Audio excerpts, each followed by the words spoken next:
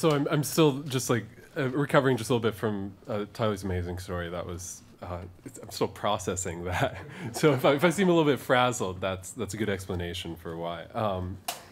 I grew up in a small town on the east side of the state where things are very dry, and like in the summertime there's this like warm wind that just kind of like seeps through and across everything, and you just kind of push your body through it. And it was the summer between when I had graduated high school and from when I was going to go to college, and I couldn't find a job that year, so I just did something to spite my parents, which was I started staying up an hour later each night until I became fully nocturnal as a person. And the only job I could find that summer was painting this apartment complex, bright, glossy white, in the middle of the night, and I'd listen to Coast AM. Does anyone listen to that?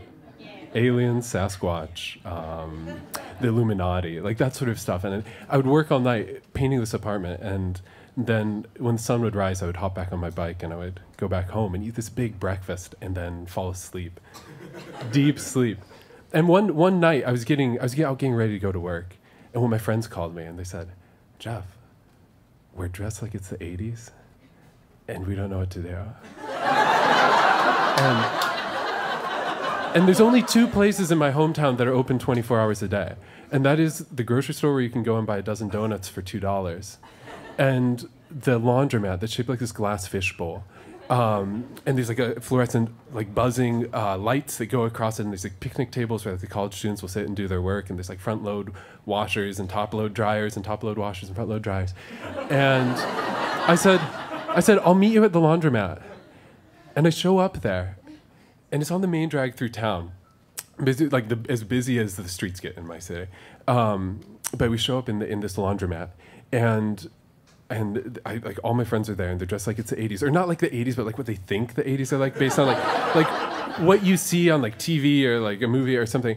And we have this little tiny boombox, and we're like, "Hey guys," there are a couple of patrons there. Like, "Hey patrons, like, can we play some music while we're here?" And they're like, "Oh yeah, fine," or they like ignore us, and it's like polite and whatever. And there's this thing you do in a small town when you grow up in a small town is you drive around in circles until you see someone you know. And when you see someone you know, you see what they're doing, and then you evaluate it like on a spectrum. It's like, is this more interesting than driving around in circles? And 99% of the time, it is. And there was this guy I grew up with, and it's like all of a sudden out of nowhere, like this like blonde head like pokes his head through the door. He was like, "Hey guys, what are you doing?" And I was like, "Oh, it's like driving around town." And he was dragging something, and he's like, "Hey guys, what are you doing?" They're like, "Oh, we're dancing like it's like the 80s or something."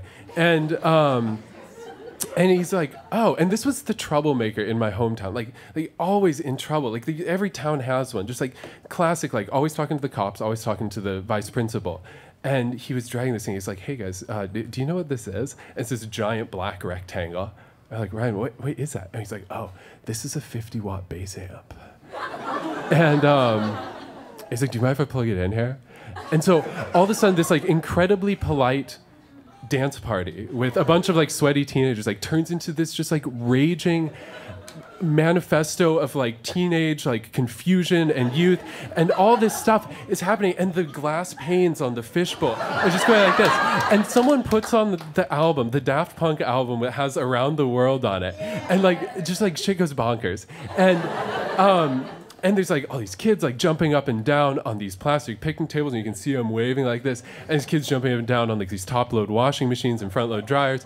And there's kids like riding in the garment like shopping cart style, like clothes laundry machine sort of things.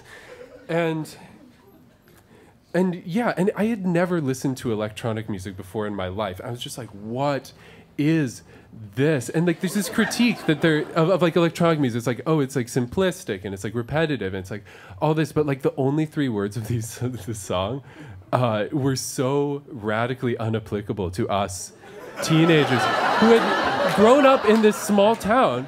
And the summer before, we were heading off into the world, and it was that point before we like had ever segregated out. Like, oh, like I know that you're going to be working at the like burger joint down the street in 5 years, or like, oh, you're going to an Ivy League school. It's like before we had segregated that out and parsed that out. And it was before I knew that like a month later I was going off to my freshman year of college, and like a month after that I would start an electronic music show at my college station. And a month after that I would like decide to start working in radio like full time, and then like switch my major and like move to Colorado like on a like just whim. There, I thought there was like a story down there that I could make with like music and all this, and like all culminating up to like me telling you about like this like stupid night with a bunch of teenagers like in a laundromat in like a stupid like small town on the east side of this state. And I used to kind of lament like growing up in a small town. Like my parents raised me in this small town because there was nothing going on. But there's some perks to growing up in a small town where you can get away with certain things that you can't otherwise.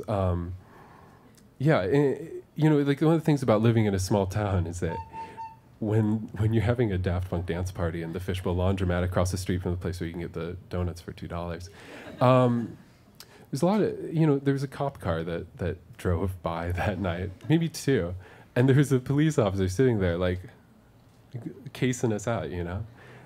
And, like, when they look inside the laundromat and see just a bunch of teenagers, like, in this, like, summer before they know what the hell's going on in their lives, dancing and having a good time, they see, like, a cousin or a neighbor or a nephew or, like, someone's family friend, and, you know, they just took their hand off the little light switch for the light bar and kept driving through like that warm, like summer, like thick air that permeates my hometown.